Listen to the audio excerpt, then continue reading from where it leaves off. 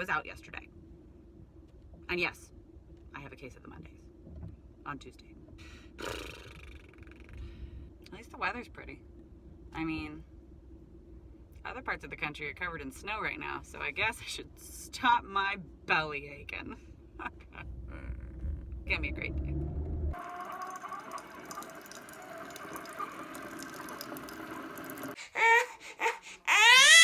Well, that was short-lived. Hey, you want up? Up. Oh, lovely. Okay. Good morning, everybody. So sorry. Good morning. Happy Tuesday. I've decided to start this little weekly vlog with my life right now as a traveling teacher. And actually this week is a little bit different. Well, every week is a little bit different than like the life of a normal teacher, because I see 13 different schools, and at each school I see 3 classes. So I visit 39 classrooms. And we're actually just coming off of spring break. Well, everybody else did their first day back from spring break yesterday, but I was at a wedding this weekend. A couple of our good friends got married, so my husband and I were away.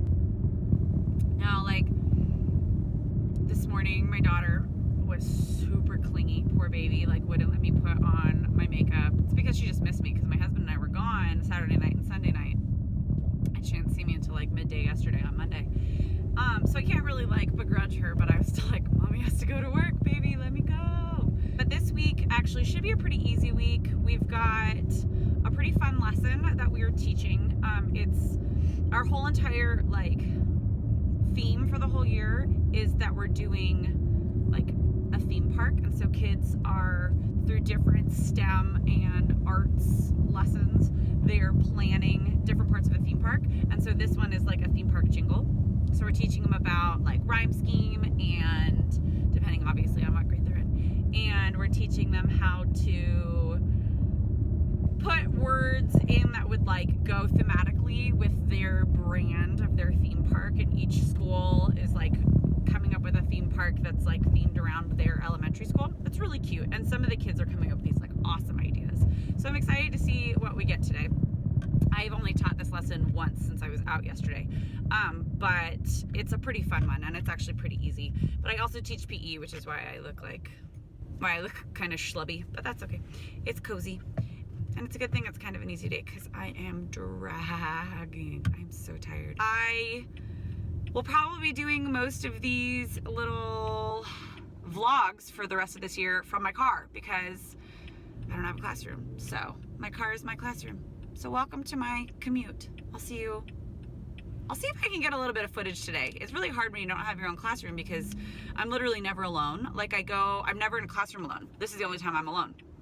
I go from like the teacher's lounge or the office to a classroom that already has a teacher and a class in it. The teacher leaves, I'm there with the kiddos. We do our lesson, we go outside for PE, I come back, and then the teacher comes back, and then I go and I take a break in the teacher's lounge with all of my colleagues, and then I go back into the next one, and then it's like we do the same thing over again, and then it's lunch, and we all sit together at lunch, which is great. Like, excellent camaraderie. I've made some really, really amazing friends, but like it gets tiring when you're just never alone, you know? You miss the quiet of having your own desk. There's something about just having like one day of the week where you're just like, and you just have nice quiet. So, like I say all the time, this traveling teacher position has given me a lot of perspective, made me realize a lot of things that I already knew about myself, but I didn't quite know just how integral they were to my inner workings as a professional. And yeah, so wish me luck on this Tuesday.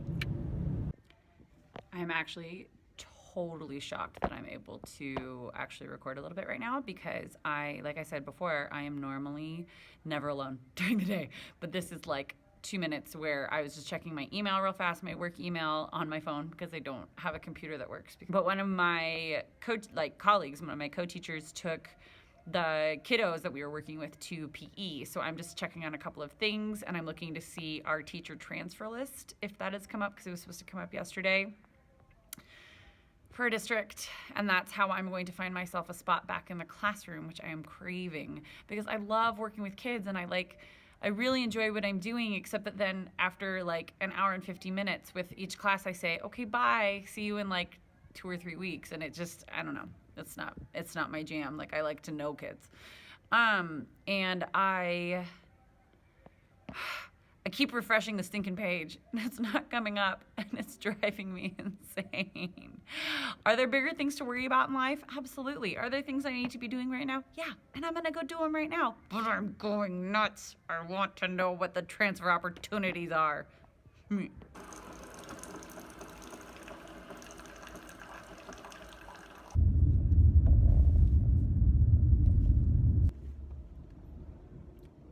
morning. I didn't see you there. So this morning, I am super duper late for work. I'm like supposed to be there right now. It's gonna take me another at least 10, 12 minutes to get to the school that I'm going to. That's okay. These are the things that happen. My daughter, my 20-month-old, was up until like 2 o'clock in the morning. She's just teething, so she was just like inconsolable. But yeah. Today I am going to be teaching a kindergarten class, a 4th grade class, and then a 1st grade class, and I'm teaching them a music lesson just like I did yesterday. And I think yesterday 2 out of my 3 lessons went really well. My first lesson was an absolute train wreck nightmare, but I think that's just because the kiddos had a sub. They're a particularly tough class anyways, because there are some real rowdy little boys in this 1st grade class yesterday morning who get everybody else. It's like mob mentality, and they get like Lord of the Flies, and they start like, I don't know, they're gonna like get the conch and kill Piggy. It's kind of nuts. And I've been with the same kids for 2 years, because the teacher is actually a teacher who was my teacher when I was in middle school, and now she's moved to the elementary age. And so like, I know she doesn't take any guff from anybody, and she just has a really hard, tough group. But then at the same time, there are some of the most like loving, adorable, sweet kiddos in that class. So it's all, you know, it's always that trade-off that happens. But anyway, so yesterday, like, that was my first class of the day, so I was like, my voice is a little bit rough because I was just trying to keep them engaged and going the whole time, and so my energy just like plummeted after the morning block, like my morning session. So I'm on my way to another school that I have a few rough classes at. My morning class this morning is a kindergarten class, and they're actually very, very sweet, and there's normally an instructional aide in the class. So she's very, very helpful, so that's at least pretty nice. But I'm trying to like gear up. I'm having my second cup of coffee over here to get myself going. I think they're gonna really enjoy music because we do a lot of singing. And yeah, I'm hoping that during my 4th grade, which is like the middle of my day, I can video a little bit of me teaching this lesson, because it's actually really cool. It's pretty dynamic. It's all about commercial jingles and what makes certain like jingles really, really catchy, and how to sell a product using music and how music affects the brain. And then kids end up writing their own original song, like advertising their school, or like if their school was a theme park, they advertise for people to come and visit the theme park. And like, the things that kids come up with are just so amazing. So I'm gonna try and do that today. It's a little bit difficult because it's not my classroom, so I can't like set up early. I can't like go in and like set up a camera and then just hit record. The kids are gonna see me doing it, which is always like poses some interesting issues. Yeah, I'm gonna try and give that a whirl, and hopefully I can give you some good stuff. So we've talked a little bit about what jingles do. They want you to go to a store, they want you to go to a restaurant, they want you to go online maybe, so that you spend money. But how do they do that? How? What sorts of tactics do they use? Yes, ma'am. So basically, they kind of create a small phrase of music. Ah. Something. No, yeah, you're totally right. So, but here's my question to follow up to that. Do they tell you in the song? Does it tell you the phone number like one time? No, it doesn't. 10 times. They do things. So the way that I'm waiting. So the human memory is the human brain is very connected to music. They've done a lot of studies. You know what an MRI machine is? It's basically, it scans your brain activity, right?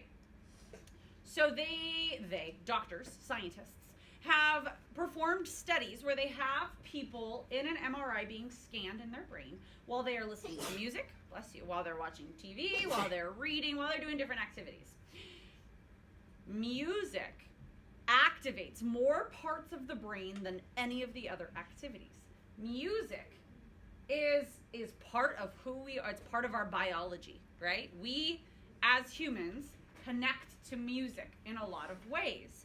And that's why commercials use music. That's why they write jingles. The other thing that we connect to is repetition. I am so happy that I was actually able to video some of my 4th grade class today. The part that I was actually able to video was where I was like starting to set up the original jingles that kids were going to write. They're writing a jingle to get like customers to come to their original theme park that they're planning, and their theme park is all about their school. So every school is totally different, and they get to like insert adjectives and different sorts of describers that have to do with their school. And so the younger kids fill in like almost like a Mad Lib, and they just fill in different adjectives and different verbs and then their song goes with a nursery rhyme. And the older kids, the 4th and 5th graders, we let them totally make up their own words to a song. After I gave them all their instruction, I just give them time to just go and just do work. They have a piece of paper, they have a partner, and they just write their song.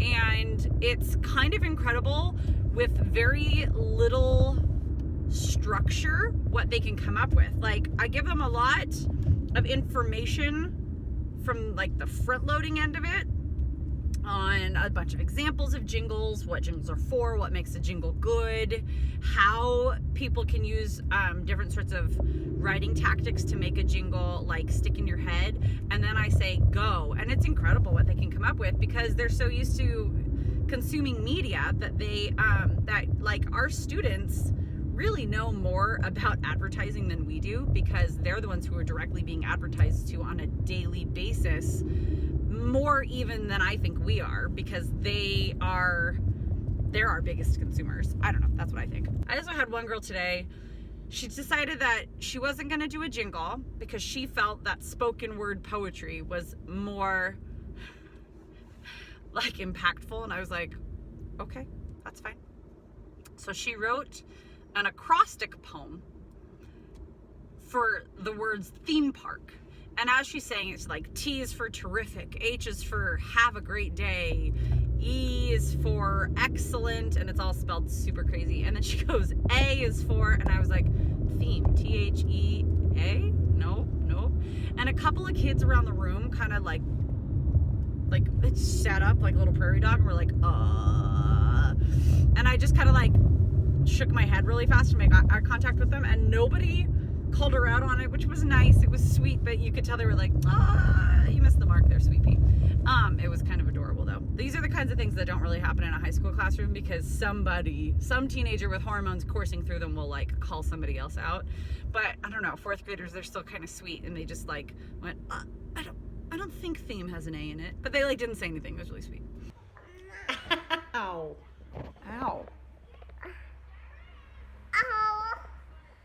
Oh, I'm sorry. Is this hurting you? Ow.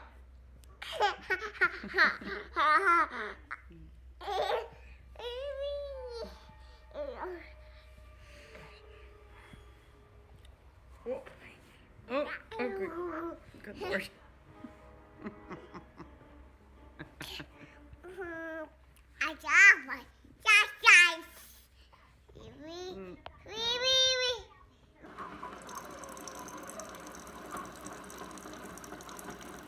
It is Thursday morning, which means it is Friday Eve, which is very exciting.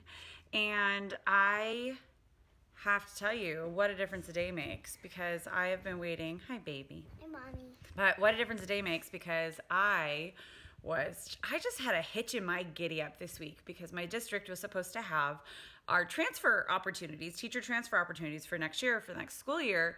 And my school, my home school, where I want to transfer back to after this traveling position, posted yesterday afternoon. So I turned in my paperwork yesterday, and I've already been in contact with my administrator from my old school because I have to go through the whole interview process, and it's just exciting because something is finally happening. I am definitely going to be back in the classroom next year. I hope that I'm back at my home school where I was before I started this traveling position, but there's no guarantees. Luckily, we had a golden handshake, like a special early retirement in our district this year that went through, which means that there are a lot of openings everywhere. So like odds are really good that I'll be back. But I'm really just excited that like something is happening and like traction is finally being gained. Excuse me, my children are trying to kill each other. Today is cool because I'm actually working at a school that's really close to my house. It's the school that my kids are gonna go to, the elementary school. So it's like 5 minutes away. Today, I'm actually going back one lesson. This week, Tuesday, because I didn't work Monday. So Tuesday and Wednesday, I was teaching a music lesson, which is lesson number 11 out of 13 that we teach throughout the year. Each visit is a different content. Today though, the school that I'm visiting, we're only on number 10, which is the theater lesson, and it's actually the lesson that I wrote because I'm the resident drama teacher. So today I will be teaching a TK class this morning. I will be teaching kindergarten in the middle, and then at the end I will teach a grades 2 and 3 critical skills class. So what I'm going to do is I'll pop on in a little bit because I should have a little mini break. Not really a break. My goodness, in elementary school, don't ever call anything a break. That's one thing that I've learned. But I will have, let's say, some prep time where I'm going to be making some copies and stuff of some sheets for the critical skills kiddos, so I can show you kind of the difference between how I do this lesson with even the difference between TK and kindergarten and how I differentiate for some of my special ed classes. I like the challenge of differentiating the lessons to suit everybody's different learning needs. So I will get on and show you how I'm differentiating that. But basically the lesson goes like this. The standards that we are addressing across the board, TK through 5, is that kiddos can essentially collaborate to come up with an original story. So they're working together to make something up, and that they are performing. So some of these kids, the actual wordage of their standards is that they are improvising with their peers, or they're like collaborating to come up with improvisational stories. And sometimes for like the older kids, it's that they're coming up with an original story and they're actually like writing a script. So grades 3 through 5, their language of their standards is that they're actually doing script writing. So yeah, today I'm not teaching any of those levels. I won't have any script writing going on. I'll have mostly storyboarding. I'll have TK storyboard for sure. I will have a few of those kids get up and like present the characters that they made up in their storyboards, their original stories. And then in kindergarten, I will, if they have in the classroom, if they have like those little personal whiteboards, I'll have them use those because I find it really, I don't know, there's something about it being like not at all permanent and they can erase it really well, that the kids do great with just fleshing out ideas because they can like do something and then if they don't like it, they erase it. Whereas if they use pencil, something about having to physically erase the pencil and then you can still kind of see it, I don't know, it like doesn't really work. So I then, with kindergarten, I will have them do some version of storyboarding, but then I'll have everybody get up and perform because kindergartners are normally pretty excited to do that kind of stuff. And then with critical skills, I think I'm gonna have them do like a comic. So it'll be a storyboard of their original story, but it'll be in like a graphic comic kind of a way. And many of them are going to need a lot of help. They'll be able to tell us what we can do, us being me and the instructional aides.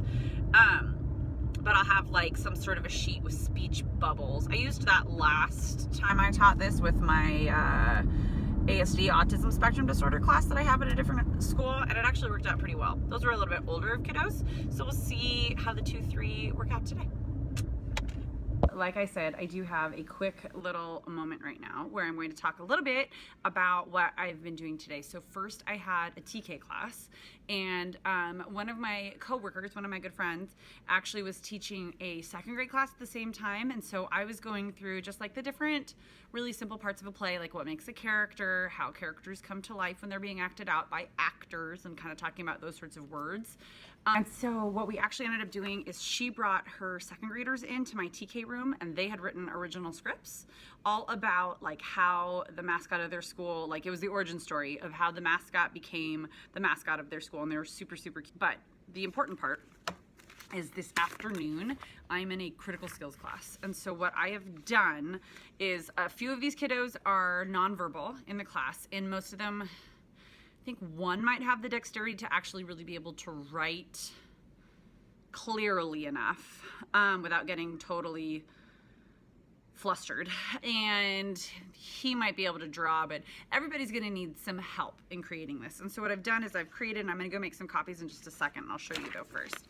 These little, this is the first one. It's just some speech bubbles so that we can say, okay, one character is over here on this side.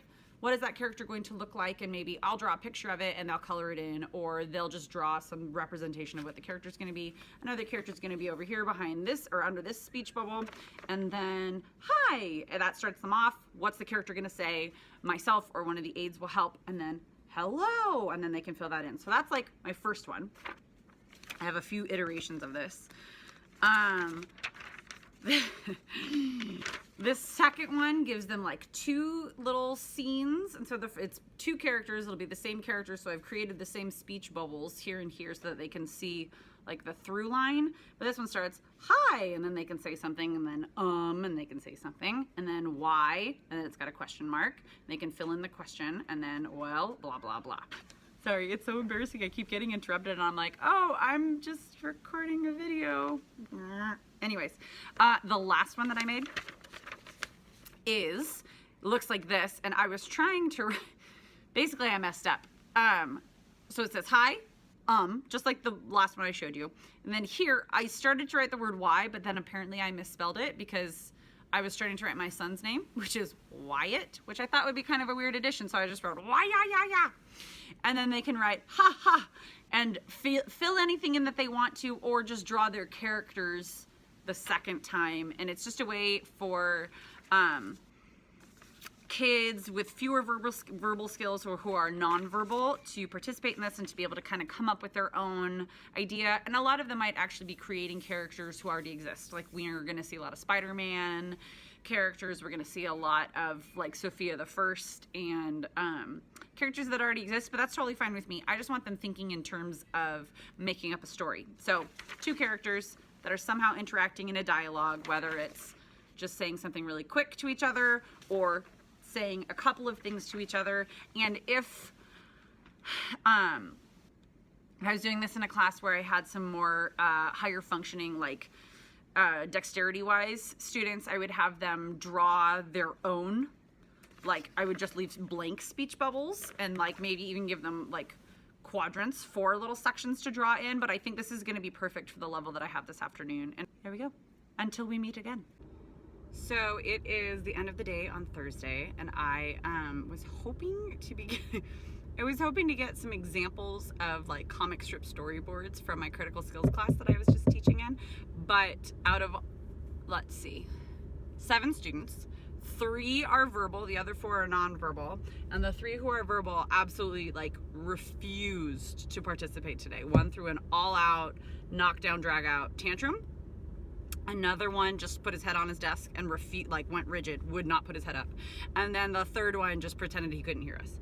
So I have nothing to show, but this actually gives me a great example in case you're wondering like what happens when something doesn't work out. Because if you're in your own classroom and something doesn't work out, you can just go into your cupboard or like go into your files and adjust and have a new activity. However, if I am in a classroom and something doesn't work out, I have nothing to to fall back on, really, that's mine, because I don't have the materials there with me. So I instead, the next time I go, it's the music lesson. So because they just did not want to come up with a story, they didn't want to act it out, like nothing was happening. I couldn't even get anybody to do like a gesture or a pantomime. I put on music, and we talked a little bit about rhythm and beat, and we clapped along to the beat and the rhythm of a few songs, and so that seemed to get us going. But yeah, never a dull moment, I tell you what.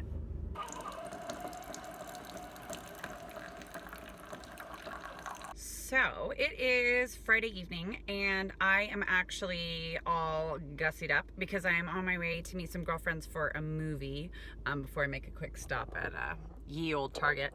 Anyways, so I realized today was like a hit the ground running kind of a day. I had a really early morning. I was at an early start school, and then the school got out early, but I went straight home to my kids, and they were like, Mom, Mom, Mom, Mom, Mom, Mom, Mom. So it was a little crazy. But I had one of those days where, like, we all know that you have to be really flexible as a teacher to keep your sanity, and just to just dealing with kids and dealing with so many different kids and with their families and with administrators and just like everything that you have thrown at you on a regular basis, you have to be really flexible. And today was no joke.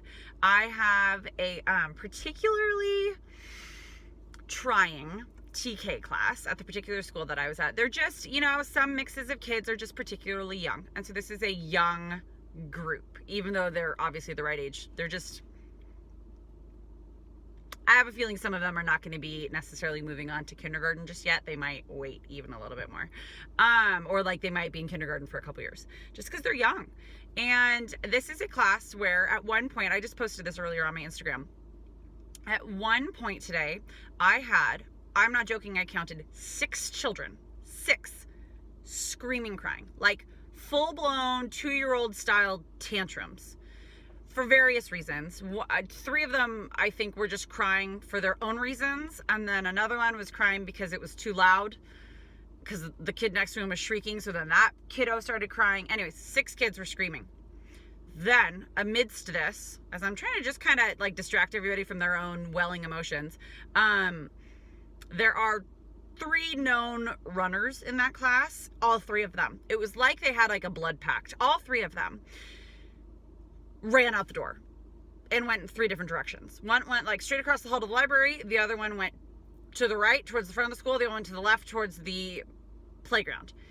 Then at that exact same time, I had a child just decide that he was going to take it upon himself to scurry underneath the classroom teacher's desk and hide there. And he would not leave. And he was like going through her purse and stuff. And I had to like rip it out of his hand. It was just like one of those like holy mackerel mornings. And so I was like, okay, I'm supposed to be addressing standards for you about performing arts and about making up your own story and like working together to tell a story through performance. And I was like, that's just not gonna happen today. So I sat down and I saw that the classroom teacher has one of my favorite books, and it's Thelma the Unicorn. And I sat down and I just started reading, and they slowly but surely were absolutely mesmerized. 2 out of the 3 runners came back. All 6 criers settled down, and the kid underneath the teacher's desk, I just like, all of a sudden I looked over and I saw these little eyeballs. Just like he was just laying on underneath the desk, just peeping out, watching me read the book. It was pretty cute. But then I was like hiding the pictures from him, so he had to come out from underneath the desk in order to see the pictures.